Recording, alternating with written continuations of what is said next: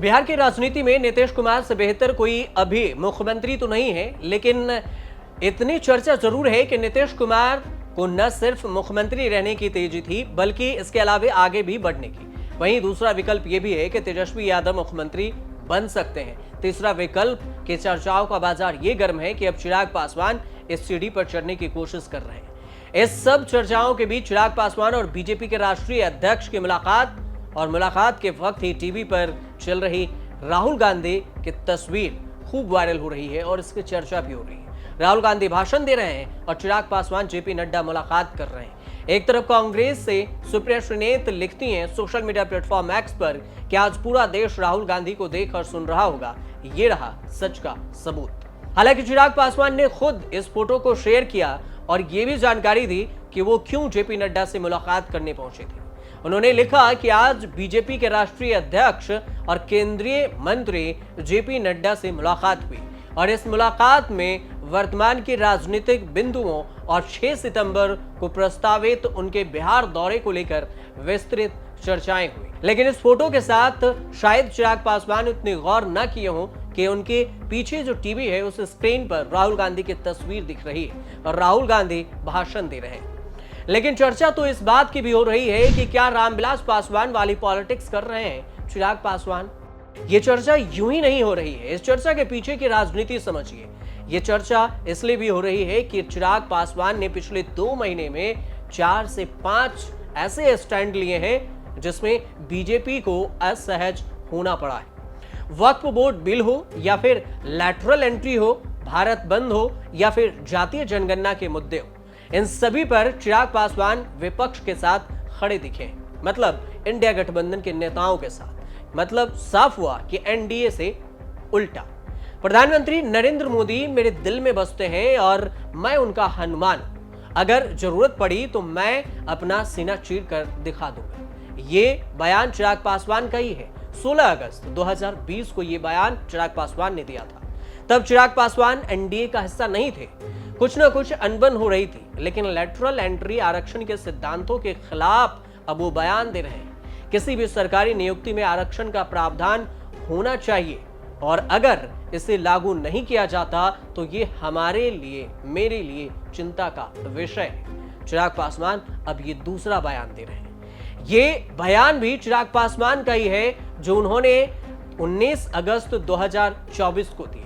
अब सवाल उठता है कि जब चिराग पासवान एनडीए का हिस्सा नहीं थे तब प्रधानमंत्री के लिए सीना चीरने को तैयार थे और अब जब कैबिनेट में है, मोदी कैबिनेट में है, वो भी मंत्री हैं, तो लगातार उनके सरकार को असहज करने वाले सवाल उठा रहे हैं। आखिर चिराग ऐसा क्यों कर रहे हैं? सबसे बड़ा सवाल ये भी है क्योंकि तब सीना चीरने को तैयार थे कि हम सीना चीर के दिखा देंगे, अब बयान भी उल्टा।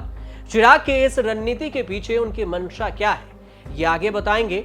पहले उन मुद्दों के बारे में भी समझ लीजिए जिन पर चिराग पासवान ने बीजेपी से अलग और उनसे असहज वाला स्टैंड रखा है। वो लैटरल एंट्री है, वो जातीय जनगणना है, वो फिर बिहार की राजनीति है, वो फिर भारत बंद है। बिहार के पॉलिटिकल कॉरिडोर में एक चर्चा है चिराग पासवान के सत्ता समीकरण को लेकर बहुत सहज नहीं है और वो खुद को सीएम की रेस में लाना चाहते हैं। चर्चा ये भी हो रही है कि चिराग प्रशांत किशोर के साथ जा सकते हैं और तो और कुछ दावा ये भी किए जा रहे हैं कि तेजस्वी यादव वाला विकल्प भी खुला हुआ है। हालांकि ये अभी शुरुआती और हल्की चर्चाएं हैं जो लोग कर रहे हैं, जो सोशल मीडिया पर हो रही है। बिहार की राजनीति के नब्ज समझने वाले एक्सपर्ट, राजनीतिक विशेषज्ञ की अगर माने तो चिराग पासवान के तेजस्वी के साथ जाने की संभावना बहुत ही कम है क्योंकि वहां तो खुद तेजस्वी यादव सीएम के फेस है। लेकिन आने वाले वक्त में प्रशांत किशोर के साथ किसी पॉलिटिकल अंडरस्टैंडिंग से इनकार नहीं किया जा सकता। प्रशांत किशोर अपनी पदयात्रा में कमोवेश उन्हीं मुद्दों को उठा रहे हैं जो चिराग पासवान ने लोकसभा चुनाव के पहले बिहारी फर्स्ट और बिहार फर्स्ट ये मुद्दा उठाए थे।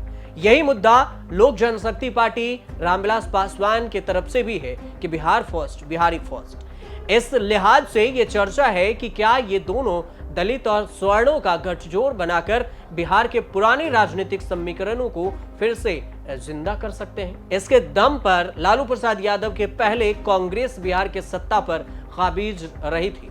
हालांकि ये खबरें अभी राजनीतिक गपशप और कयासबाजी तक ही सीमित है और प्रशांत किशोर साफ कर चुके हैं कि उनकी पार्टी बिहार की 243 सीटों पर चुनाव लड़ेगी। लेकिन इसके लिए स्ट्रेटजी अभी खुलकर सामने नहीं आई कि क्या क्या चुनावी मुद्दा होगा। हाँ, इतना जरूर है कि जितने भी उनके 5 सांसद हैं वो अलग अलग चुनावी रणनीति में तैयारी में लगे हुए हैं। चिराग पासवान भले ही मोदी सरकार से अलग उनको असहज करने वाला स्टैंड दे रहे हैं और उनकी अलग अलग ढंग से इसकी व्याख्या भी की जा रही है और हो भी रही है, मगर चिराग अभी एनडीए छोड़ेंगे ऐसे संकेत तो नहीं मिल रहे। और इस बीच चिराग पासवान की मुलाकात गृह मंत्री अमित शाह से भी हुई है। लेकिन एक बात तो तय ही है कि उन्होंने अपनी रणनीति में बदलाव जरूर किया है और वे असहमति की राजनीति के फायदे समझ चुके हैं। उनको पता है कि असहज राजनीति क्या होती है, साथ में असहमति की राजनीति क्या होती है।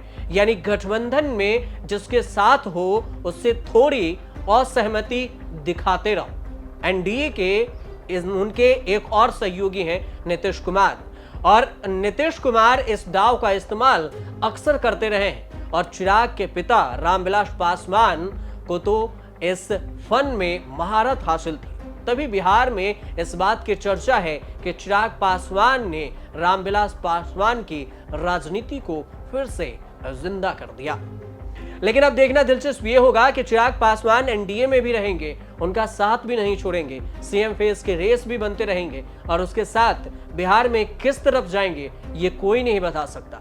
तो ये ऐसा ही राजनीति उनके पिता रामविलास पासवान भी करते आए थे। इसी वजह से इनकी दोनों की चर्चा हो रही है कि रामविलास पासवान के राजनीति वाले कदम चिन्ह पर ही चिराग पासवान चल रहे हैं।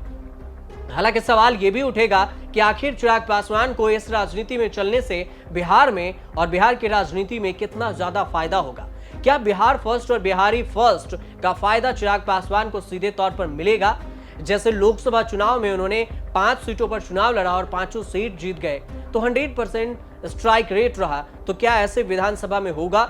243 सीटों पर वो चुनाव लड़ेंगे और इसमें से कितने सीट जीतकर अगर इन्हें एनडीए के साथ गठबंधन करना है तो कितनी सीट इनके हिस्से आती है, कितने सीटों पर ये जीतते हैं, ये सब कुछ होगा तब जब 2025 में विधानसभा चुनाव होंगे बिहार में और सीटों का बंटवारा होगा एनडीए के बीच में। उसके बाद पता चलेगा कि चिराग कितनी सीटें जीतकर एनडीए की झोली में रखते हैं। फिलहाल आप देखते रहिए न्यूज़ तक।